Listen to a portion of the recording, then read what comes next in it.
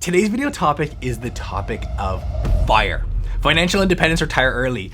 And I think this may be the first time I'm actually talking about this. So I'm very excited putting my notes together.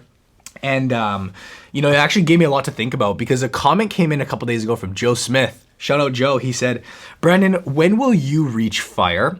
And can you do a video on what to invest in to reach FIRE here in Canada? And essentially how I plan to break up this video is exactly in those two parts. I'll share with you guys my personal take and approach, and I will warn you, it might be a little bit unorthodox. I think it may not be typical or standard, at least the way I view FIRE. I'm very excited and curious to hear what you guys think of my approach, and then therefore also hear your guys' situation.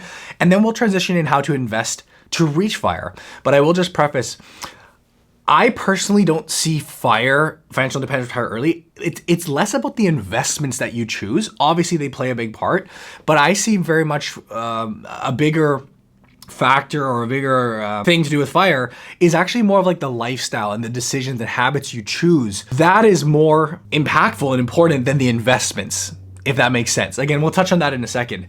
But I did want to get the community involved in this one. I asked over on Instagram, what were other people's FIRE numbers? And we got all sorts of different answers. Like you'll see a very, very wide range, 2 millions, 1 millions. We saw some 10 millions, 20 millions. Here's Ruskin says, the 4% rule of 5 million hits me 200K a year. This is the goal, but I could survive on less. We're gonna talk about the 4% rule later. 1 million USD, take that and retire in India. There you go. I actually wanna talk about that myself when I'm sharing my personal, not India, but this whole concept of moving abroad. And yeah, just a scatter bomb. But I would say in general, it looked to be somewhere between the 2 million and maybe 5 million range. Seemed a little more common, but I'd definitely like to hear from you guys.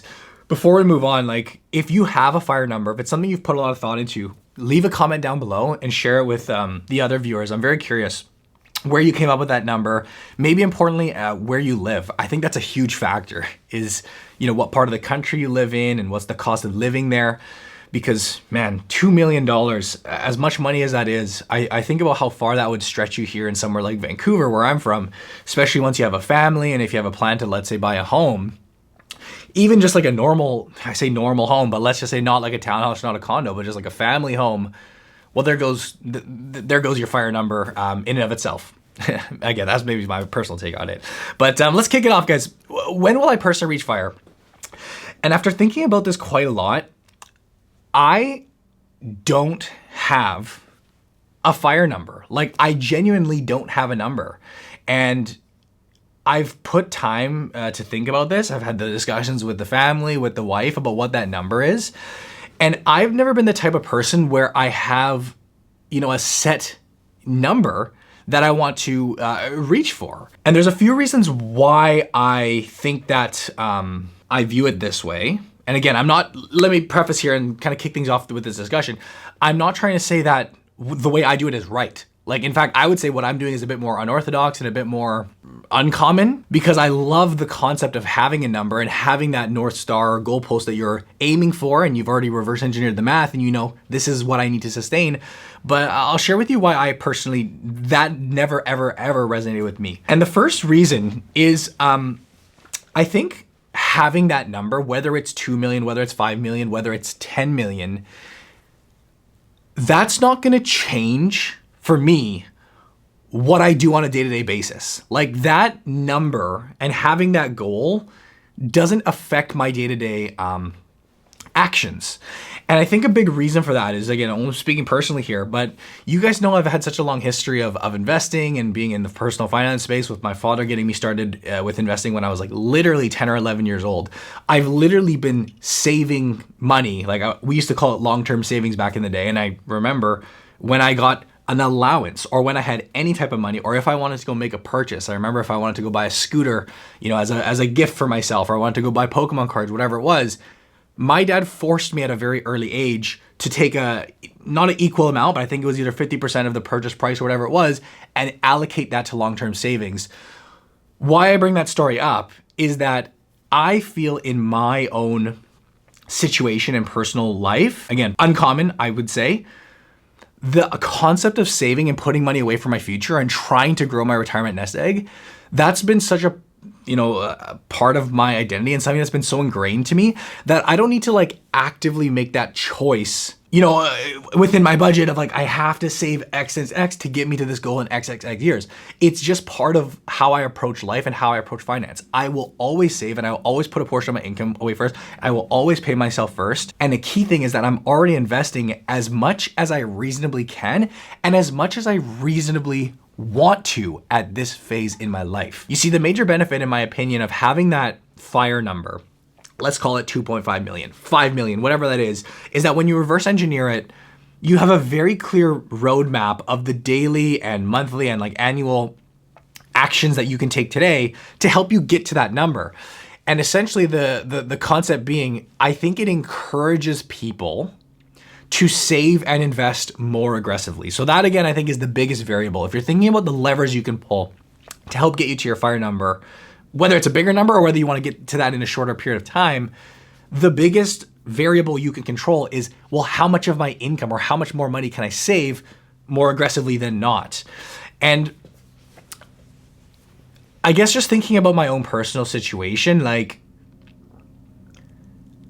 that doesn't interest me. That doesn't interest me to be sacrificing so much today, like in today's year or today's dollars, saving 40, 50, 60, 70% of my income and living that frugal, minimalist life, which is essentially the sacrifice you have to balance, right? Like if you're trying to reach FIRE and be financially independent and retire within the next 7 or 10 years, that has to come at a cost of your life today and the things you get to do and the types of enjoyments you have.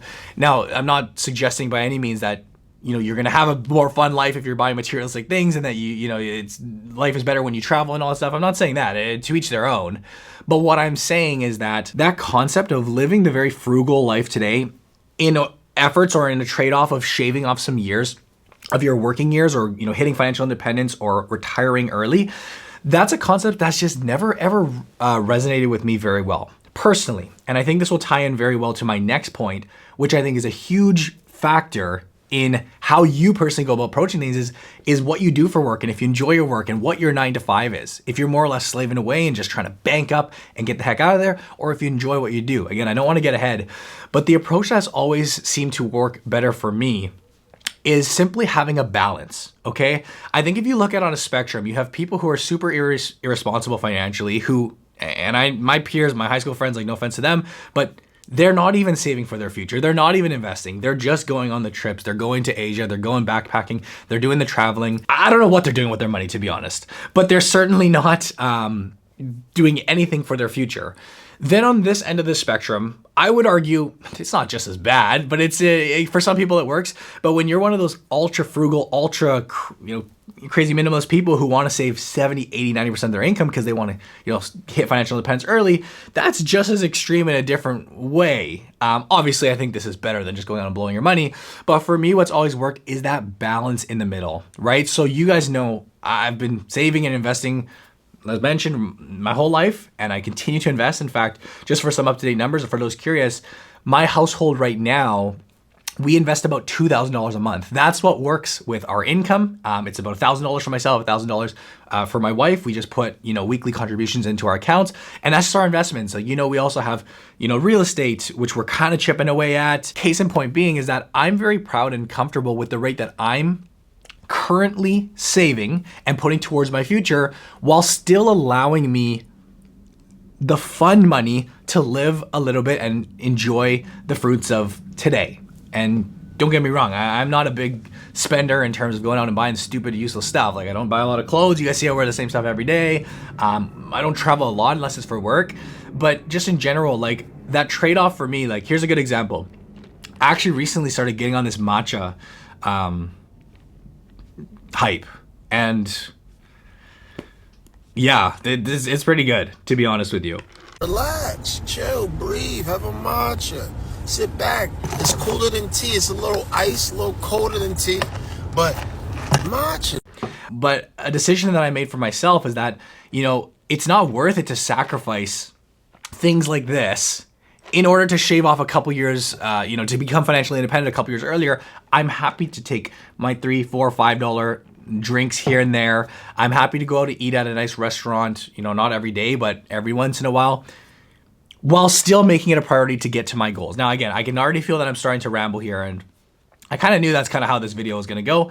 But point number 2 that I just essentially wanted to kind of summarize there is that the lifestyle I personally choose to aim for includes a balance of both. And don't get me wrong, I'm still certainly investing for my future.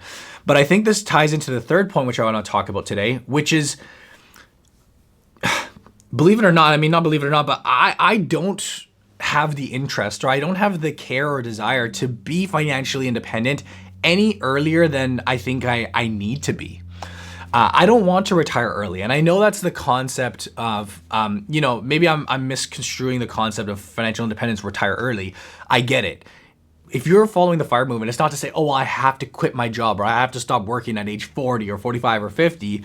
You want to have that choice available to you, right? I never even really discussed FIRE, but we can talk about it a bit later, you guys. But I guess the concept being, for those maybe not entirely up to speed, the way that I would view it is, you've built up enough asset pools, you built up enough assets in your own retirement accounts, investment accounts, typically, where you have the choice to continue working, to not continue working, but essentially that asset pool can sustain the lifestyle that you currently want, or in the future that you want, whether that's from spinning off enough income or drawing enough income from that asset pool to cover your lifestyle expenses. Maybe you've built up such a sizable pool where you can batch down. There's many different ways you can go about doing it. And again, we're talking about that in a second.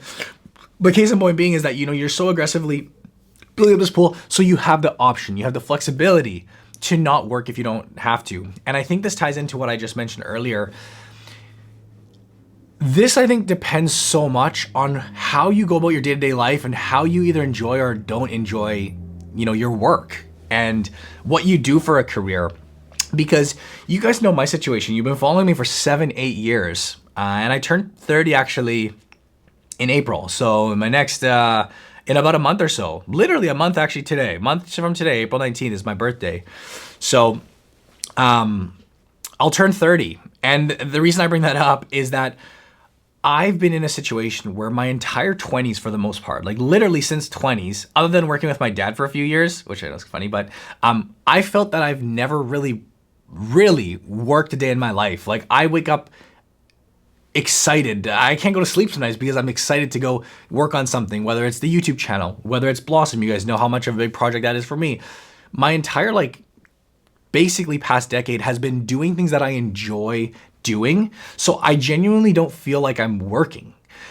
And again, the caveat to that was when I was working with my dad, that actually felt like a job. When I had to clock in, clock out, and come and do my few years at the office with Mark, that felt like work. And I was also probably a lot younger, so it felt like I was working for the man. And the energy is completely different. When you're working on something for yourself, or you're building something that you're passionate and love doing, and it's your own little baby or project, I feel like you could do that forever and not ever want to retire early or stop doing that. You just want to keep doing it. Versus if you're working for, let's say, one of the big, corporations, you're climbing the corporate ladder, you're kind of grinding, slaving away, putting in the hours, then it's a very different discussion. Then I personally see, if that was my situation, I would resonate so much more with this concept of FIRE, where I'm making good money. I want to maximize and utilize, maximize all of the income I'm earning, and, tap into that and shorten that lifestyle down, where essentially I could retire 10, 15, in some cases very aggressively. You hear people who cut their years, working years short by 20 years because of how fast and aggressive they save. Then you get to that point, then you have that option of maybe not living that lifestyle. Leave a comment down below if you agree or disagree. But to me, thinking about it, that is certainly the determining factor. To me, that's the biggest determining factor as to whether the FIRE movement is an approach that you agree with and resonate with, and you're like, yes, I want to just do this, or if it's something that just doesn't hit as well. And in my case, again, it doesn't hit as well. It depends on how your day-to-day goes, and how fulfilled and happy and content you are doing the work that you choose or end up falling into for your career path. I think that's the biggest determining factor, right? You guys let me know. And it's interesting because I can only speak from one perspective, where again, very, I'd say rare and unique, and I say extremely blessed and lucky. Like I haven't really ever worked a corporate job. I really haven't worked, climbing the corporate ladder or working in those, 9 to 5 fields. I've always kind of just taken this path of my own kind of route, and I'm glad to see that because I don't think I would do very well any other way. I have one more point that I want to talk about here, and this one may be controversial, but the fourth reason why I personally don't resonate with the FIRE number, and I don't know how this is going to get taken, but I have written down here, my personality type is a type of person that will always want more. And I'll pop up a couple examples. Like I loved what people were sharing, for instance, Ruskin says here, if he hits 5 million, that's 200K a year. We had a number of other submissions in like that 2.5, $5 million range, 10 million, like the number in and of itself actually is not as relevant for what I'm trying to get at here. It's not as important. And if you deem that's your FIRE number and that's the number that you can sustain and live an amazing life off of, that you want to live, then that's freaking amazing. Like good for you. I don't suggest anything other than that. But I guess the way I, go about life, and possibly a skewed view of reality, like growing up somewhere so expensive and costly in Vancouver, is that, when you're trying to raise a family and when you're trying to, get into the housing market and send your kids to private school or whatever the case is, like whatever those desires and interests are you have for your life, it just requires so much money. And even if I did hit that number, like if I did hit that goal of financial independence where my portfolio was spinning me off an ample amount, I don't ever see a scenario where I would be like satisfied with that. Like, and I hope that's not coming from an unhealthy, toxic place. It could be, I don't know. The way I like to think about it is less of that like need for more money. Like, oh, I just like, whether it's an ego thing or like I'm desperate, like I just need to make more to like feel fulfilled. It's not that. I hope it comes from more of a place of like, I want more. I desire more to be able to provide for myself, my family, like just live a more better lifestyle. But I would never feel satisfied myself with like a cap or like a, hitting such and such a goal and then saying, this is what I'm going to live off of. Maybe it comes down to that whole, what is it, scarcity versus like abundance mindset, which I think is such a huge thing, when it comes to your money identity and how you were raised. And if your parents raised you in more of a scarcity saver type mindset or more of an abundance type mindset where there's just a whole world, the world is your oyster of making more money and figuring out new ways. I personally feel like I lean more on the abundance side, and that's not even a question. That's just a fact, right? And I'm glad I think that way. I think it's served me well in many respects of life. But I think that also ties into really, just like, I'm trying to give you guys all the reasons why personally the FIRE movement just doesn't make sense to me. I already am striving to be financially independent, and I'm striving for beyond that. I want to go beyond that. And I feel I'm doing those actions today. I don't need like a number. I don't need a goal or a timeline or a roadmap of getting to it next year's. I'll get to it when I get to it, and I'll certainly be doing the actions that I think are necessary. I just want to find that balance and kind of get there when I get there. As I say this, it sounds like I have like absolutely no plan. It sounds like I'm just destined to fail, but intuitively I do feel like in my gut, I'm still doing the right things, and I'm still working super hard on my savings, and then on the business side, which obviously plays a big role too. I think in my personal situation, again, maybe different from those who work just like a normal 9 to 5, is like, there's so many variables that could happen over the next 3, 5, 10 years on the business side with Blossom, with YouTube, like all my chips are in certain baskets, and those could be, in many respects, a way to hit financial independence, more so than just like the traditional saving route and being aggressive with your savings. I don't know. Again, I really hope I'm not either encouraging or swaying or like dissuading. Like, I'm just trying to share with you guys the way I view it. And I will say, this is probably not, could very well not be correct, but those are just a few reasons that come to mind for me, at least, about why it's just less interesting to me. So to recap, it's that I already kind of invest, and I'm happy with what I invest in, like the amount that I invest in. I don't ever want to retire. I don't see a world where even if I was financially independent, I would retire and really just do nothing. Of course, if then that time comes, I'd love to spend some time relaxing and just enjoying life and go doing like personal passions and go to the beach for a little bit, of course. But I am the type of person I think will always want to be working and always want to be making more money. And even when I'm 60, 65, like I really don't see a world where I'm not working on something, and which ties into that last point of I think I'll always want more. So that concept of a number, I just want that number to be bigger. I always want a big number, and yeah, that's it. Let's transition here, guys, into what to invest in, which was the second part of the question. Like, how do we go about reaching that? And I guess my belief on it is that, as I touched on at the top, the actual investments are far less important than the habits that you decide to display and take, and the lifestyle you choose to live. Because at the end of the day, if you somewhat agree with what I'm aiming for, which is like, let's just grow our money, let's just get there. Your investments in many respects I view as kind of capped. Like, take my portfolio for example, where I'm investing in the index, I'm investing in the S&P. Obviously, as you guys know, year to year, that's it's going to extremely vary. But in general, I can accept my 7 to 8%. There's not much I could do within my investment portfolio unless I'm willing to go uberly aggressive and just go ridiculous and like take on a whole bunch of unnecessary risk to try and inch out some extra return. I'm more or less happy accepting that return, that investment return, let's call it 7 to 8% over the long haul, at least historically, is what a fund or a portfolio like this has returned. That variable can't be changed.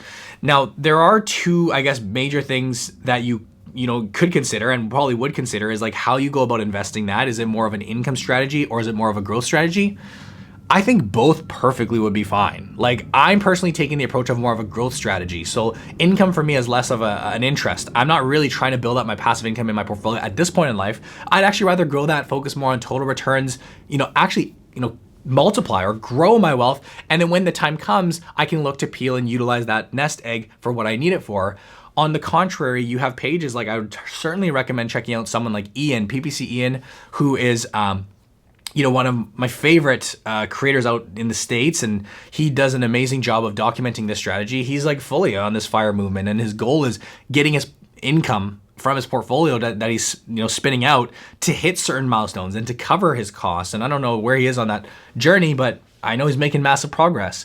Adriano, another great example of a Canadian here who is literally living, breathing this lifestyle, and he's documented the entire time, like going from a portfolio of, I think, more growth focused to entirely income, and then living in Colombia or Peru or something like a lower cost of living area, and solely living off the income that his portfolio provides. I think at the end of the day, guys, the concept about how you go about reaching this, this is what you're aiming for, right? When you're aiming for FIRE, whatever type of FIRE, is that you want your investments or your asset or your pool of income, your pool of money spinning off an income where it covers your expenses, right? It covers your costs, where you no longer have to actively work. You have that choice to go out and do what it is you want to do, because your investment pool is covering those costs. There's this crossover or this like turning or inflection point, right? How you go about getting there, whether it's a growth strategy or an income strategy, I think is far less irrelevant. But I definitely do see, if I were to be going with FIRE, which again, I told you guys, I'm actually not, I personally would like, I like the concept of the income strategy. I like the concept of seeing your passive income growing every single year and being able to forecast out and calculate, especially if you're into like the spreadsheets and really calculating every dollar, is seeing that number grow, whether that's through a more of an income strategy or a dividend growth investing strategy, or even incorporating things like, real estate, right? And having rental properties or just some sort of income through the door where you can track monthly to see where your expenses are at and where you need to be. And then how your portfolio is getting to that inflection point or this crossover point, which I share up on the screen. I think that more or less is, there's not much more to it from an investment standpoint, but what there is, like the variable that you need to choose is like how frugal you want to be and how aggressive you want to be getting to that goal, which actually is completely independent of your investment portfolio. That's you choosing the lifestyle you want to live by being, cutting down on costs or cutting the subscriptions or, saving a high chunk of your income to get you there faster. Anyways, guys, I know that just been crazy rambling all over the place, but like I said, this is a new topic for me. This is a topic where I just jotted down my notes and wanted to like open up the discussion. Please do let me know what you guys think down in the comment section below. Like, I foresee in the comments, a lot of you guys are actually probably on this financial independence movement and you have it all mapped out and all calculated. And I would love to hear how that's going and where your progress is and how far away you are. I would love to hear that. Because like I said, while it isn't the approach that I personally take, I like 1,000,000,000% endorse it and back it. And I think it makes so much sense. Like I want to make that clear, you know, just because the first half of this video talked a lot about the reasons I don't do it.